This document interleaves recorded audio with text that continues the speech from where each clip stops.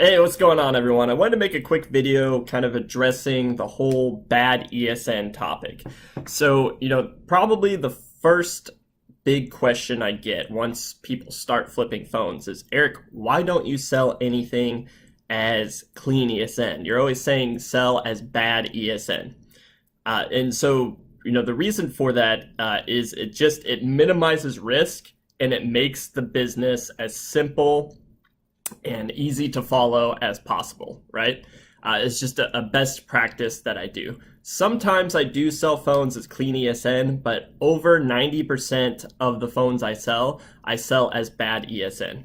So, if you're a little lost, you don't know what bad ESN is. Basically, bad ESN just means that the phone is reported lost or stolen, which, as you guys know, we do not purchase anything that is lost or stolen. Or it means, most of the time, it just means that the phone is financed through a carrier. So when people buy phones from carriers, generally they're financing their phone. Like I used to work at AT&T, and you could do like a 24-month payment or a 30-month payment. And basically a financed phone, it will still work on that particular carrier most of the time. Now, however, the reason I sell as bad ESN is because if someone did not continue to make their payments on their phone, that carrier usually will blacklist that device if that person that sold you the phone does not pay their bill. So, I used to be like, oh, well, I can just sell this phone, and I ended up getting returns 2, 3, 4 months later through PayPal. And, many of you might not know this, but, eBay might have a 30 or 60-day return policy, but PayPal, you can back up your transactions for up to 6 months.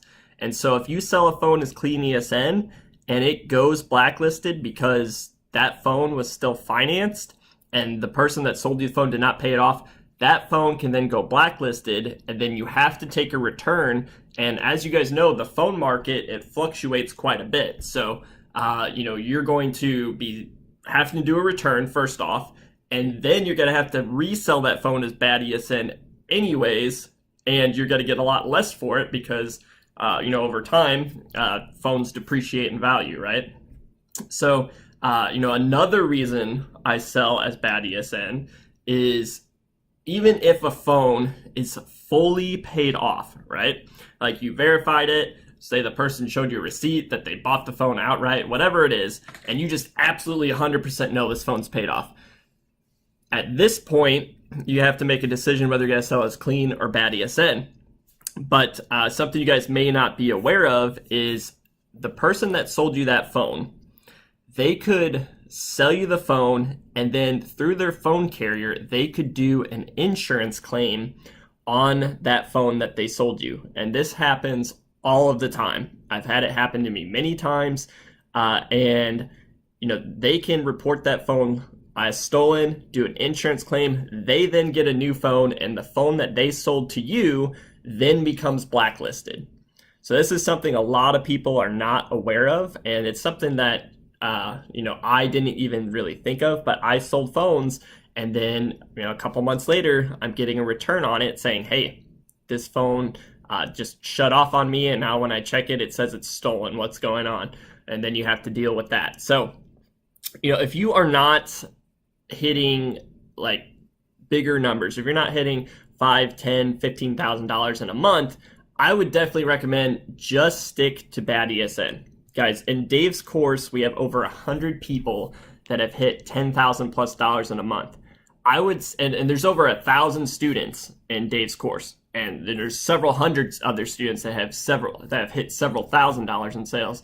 And 90% of us in that course, we buy and sell as bad ESN. So like I said, it minimizes risk, it keeps your business basic and easy to follow, and you don't have to worry about any of those other things happening. So that's why I buy and sell as bad ESN. It's completely up to you, but if you're gonna dwell over the extra 20, 30, 40 bucks you get for selling it as a clean ESN, then that's up to you. But if you think that that's what's holding you back from hitting higher numbers in sales, I can assure you it's not.